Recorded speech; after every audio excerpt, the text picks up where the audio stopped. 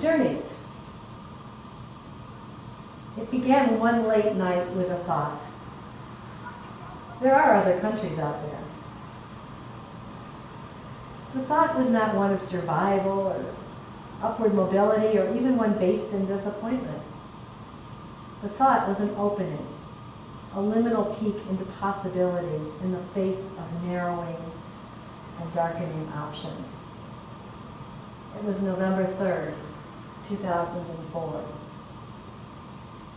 Portugal, Italy, Greece, Costa Rica, New Zealand, Ireland, Canada. Oh yes, Nova Scotia. August 1970. A terrain we biked that contained only uphills. 4 a.m. Google real estate, Nova Scotia. First click, renovated church on the water. The therapeutic fantasy spun its way through yoga studio, cafe, community gathering place. We would live over or behind the store. But no, we stayed. We decided on hopeful reconstructive work, teaching and learning about the biology of democracy in this purportedly democratic land. Our American dream then was one of progress, but on a human scale.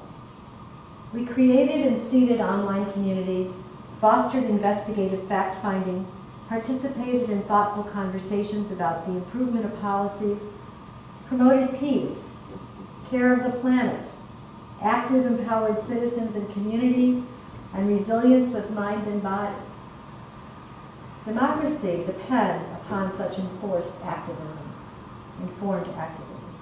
My tagline in those days was a quote from Abbie Hoffman. Quote, democracy is not something that you believe in or something that you hang your hat on. It's something that you do. You participate. Without participation, democracy crumbles and fails. Unquote. Our version of the dream did not include invading other countries, state-sponsored torture, high-stakes testing of children held hostage, continuing blind destruction of the environment, nor a bloated military budget that provided bombs and drones, but not body armor for young soldiers. Nor were we interested in the race to power or scaling up or throwing people under the bus or political machinations, veiled racism, overt sexism, mean-spiritedness. 3 years later, facing a crisis of faith in our fellow countrymen and seeing very little light through that ever-narrowing portal into sustainability and community, I went online again. And there was the church, for sale, again. It's a sign. Suddenly, everything pointed northeastern. Richard, I said, it's time. We were weary, yes, but we were also ready. The burden of stuff, of conflict, of nastiness and short-sightedness was clear, and the lure of possibility was palpable. We flew to Halifax. We looked at the church. It was kind of a mess. But it sat overlooking water, and it felt good to be in that place. We made an offer. But the same day, someone came along with cash and bought the church.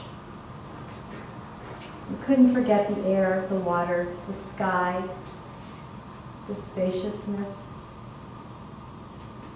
Without thinking about it too much, we got our Capitol Hill house ready for sale. We purged many items. We painted. We put the house on the market and sold it 3 days later for more than our asking price. Talk about signs. Richard flew to Nova Scotia, met with real estate agent Bob, and saw 5 houses. When he went to 1695 East Pepeswick, with the porch overlooking the North Atlantic, and the pine trees and the apple trees, he called me and said, "I love this house." Okay, I said, quiet. And so we did. All of this is prelude, however, because what you need to understand is how this journey continues and evolves and shifts, just like the fractal place we call our heart home. First of all, we discovered community. And although I'm talking about very nice people who are neighborly and helpful, there's more to share. Community is visible, it's dynamic, it is forward-looking and historically smart. Our neighbors know the land and the sea and the weather, and they understand their fragile relationship to it all. No debate exists about climate change and whether it's man-made or real.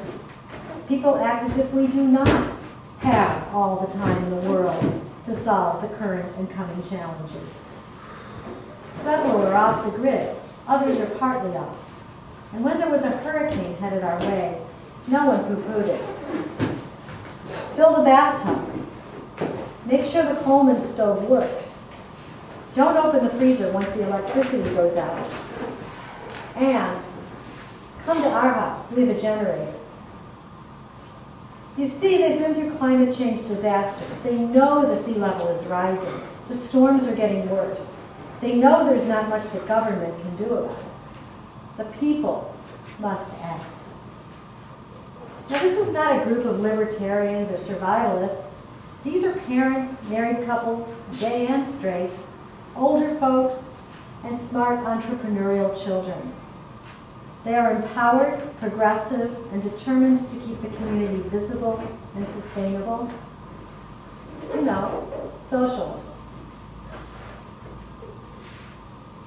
The biggest surprise about finding the community is that we thought we were seeking a quiet and more or less private place, one where we might get to know a few neighbors, but one far away from politics and related concerns. But that's not the case. When we arrived, the first stop is Doddit's Bakehouse, where Paul the baker reigns over whole wheat, locally produced whenever possible, and free trade products. The smell of cinnamon buns draws you. You cannot pass by. From Paul, we hear about things that are new in the community. Paul used to work in IT. He left when he publicly criticized a new piece of software that he was training people to use. He went to the local community college and studied baking techniques. Now, he refuses to use email or Facebook or any online communications tool. One has to dial the phone to see what's offered for the day. When we arrive, however, we already know a great deal about what's going on in the community because everyone else is on Facebook. The Friends of Martinique Beach, the Old School Community Center, the Eastern Shore Mental Health Group, the Farmers Market, the Deanery Project. Facebook is the community bulletin board and town meeting wrapped up in one. The intensity of the social scene is not based on partying, although celebrations and gatherings, especially music and spiritual gatherings, are common weekly occurrences.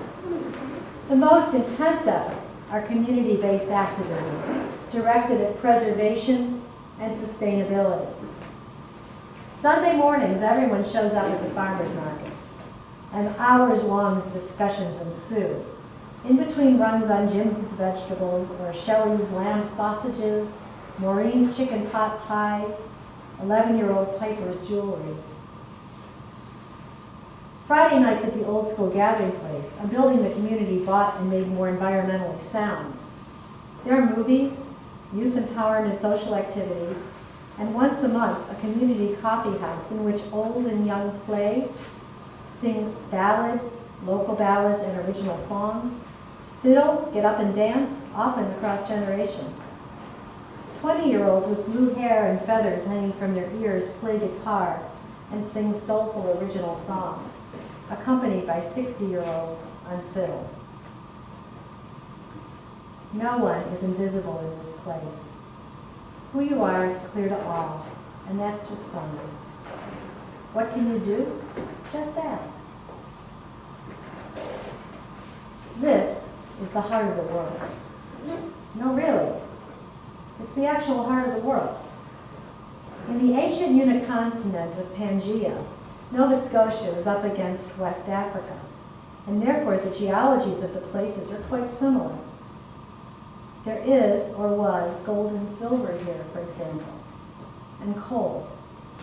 All of that is gone now, with devastating effects, and need for vigilance as profiteers use poison to try to extract the last molecules of these precious elements.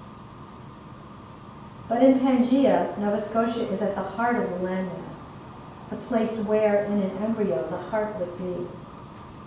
The heart has been separated from the rest of the body, connected only through a small isthmus, one that gets pounded by the Bay of Fundy tides daily. Hurricanes can come straight up the Atlantic and hit the coast directly. The heart of the world is vulnerable, and yet, still, it beats, still loving and being loved by Mother Earth. The rest of the world is brittle, shattering often. Things fall apart, break down. But this place is fractal. The smallest piece contains the whole world. To be here is to be reminded of small places, of fragility, but also strength. The power of the human heart to love its life. This, then, is our American dream come true.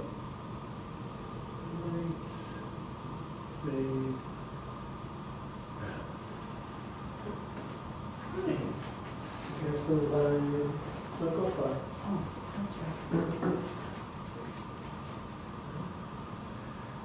Here we go. Yay! I'm born!